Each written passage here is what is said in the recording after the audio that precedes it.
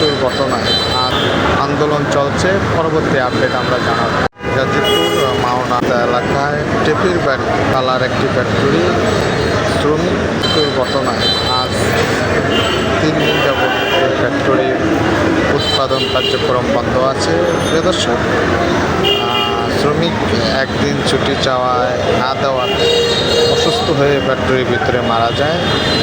তো আমার কথাটা হলো, একজন শ্রমিক যদি একদিন ছুটি না দিতে পারে তাহলে আজকে ফুল ফ্যাক্টরি এবং এই কালারের আরও 3টা ফ্যাক্টরি আছে, সেগুলো সব বন্ধ। তাহলে কোম্পানির এখন কত কোটি টাকা লস হইল একজনের জন্য।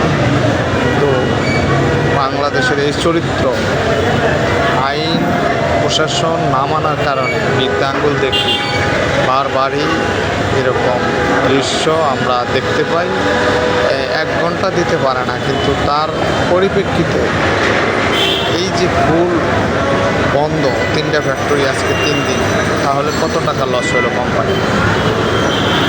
আন্দোলন চলছে। পরবর্তী আপডেট আমরা জানাবো।